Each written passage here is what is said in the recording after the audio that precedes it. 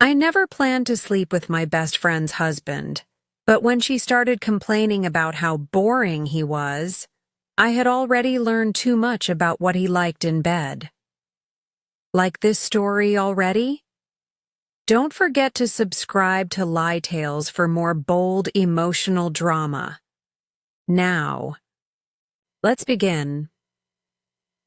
It started at a Sunday BBQ in suburban Austin. The sun was shining, the music was loud, and everything looked perfect on the surface. I was there with my husband, Mark, but he had drifted to the beer cooler, laughing with some neighbors. I, meanwhile, was watching them. April and Jake. April was my closest friend since college. Smart, witty, and painfully honest. She was also loud when drunk. And that day, after 2 margaritas, she leaned in and whispered, "God, Jake's been so dull lately. All he wants is Netflix and Missionary." She laughed, but I didn't, because I had seen Jake. And boring was not a word that came to my mind. He was tall, tanned, built like a man who knew exactly how to use a gym. And probably a woman's body. I told myself to look away, but then I caught him staring. Not at April. At me. I should have looked away. I didn't. Later that week, April invited me over for coffee. Jake was working from home. He waved politely. When I walked in, shirtless, sweat glistening across his chest from a workout, April rolled her eyes. "Don't mind him," she said. "He thinks he's still in college." But I did mind. My stomach flipped when Jake nodded at me. "Want a smoothie?" he asked, his voice deep and calm.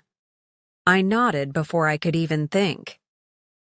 That smoothie turned into a half hour in the kitchen. April was upstairs folding laundry. Jake and I talked about music, fitness, Texas weather. Then, a small touch. He passed me a napkin, but his fingers lingered on mine. Just a second too long. The silence afterward was louder than the blender. Neither of us said anything. But I left that day thinking of his touch long into the night.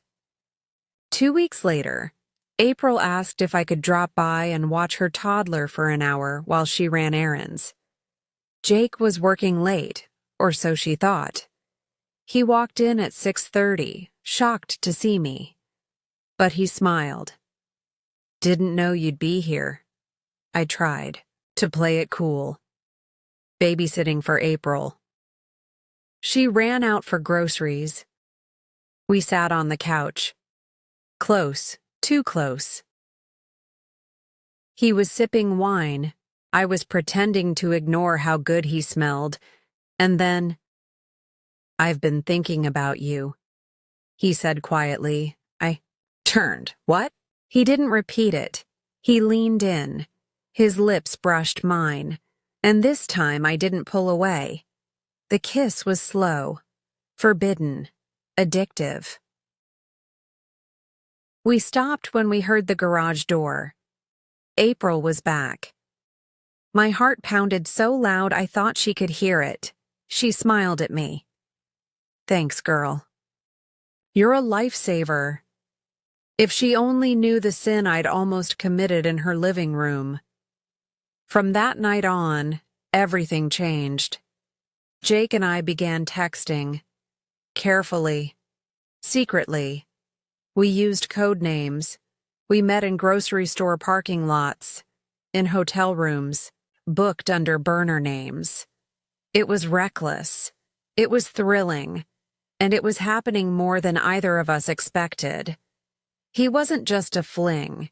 He was attentive, passionate, and made me feel seen. Mark had stopped touching me years ago, and now his best friend's wife had become the very thing he had no clue was missing. Jake would whisper, She doesn't even kiss me like this anymore, and I'd kiss him harder. He made me feel alive, but deep inside, guilt was growing like mold. Thick, dark, unshakable. April wasn't dumb. One night, she cornered me in her kitchen and asked bluntly, "Are you sleeping with someone?" I choked on my wine. "No, why would you think that?" She raised a brow. "You're glowing.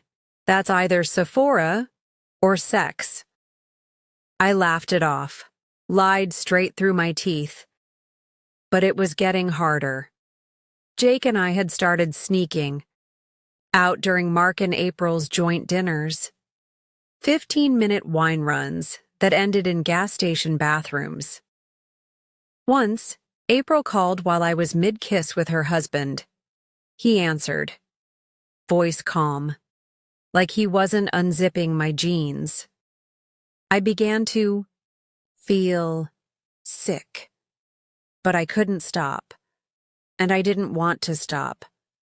Not until everything came crashing down. It happened on a random Tuesday, April's birthday. We had a dinner planned, just the four of us. Jake pulled me into the pantry before anyone arrived. "Last time," he whispered. "We stop after tonight." I nodded, heartbroken, and then we kissed one last time, but fate wasn't on our side. The pantry door creaked. April walked in. She froze, dropped the gift bag in her hand. The silence was a scream. You two?" Tears welled in her eyes. Jake stepped forward. "April, don't." She looked at me with something worse than hate, disgust, betrayal. "Get out, both of you." Mark found out 2 days later. Jake told him everything. There were no yelling matches, no fights, just quiet heartbreak. April moved in with her sister. Jake left town a week later, was left alone. No husband, no best friend, and no lover.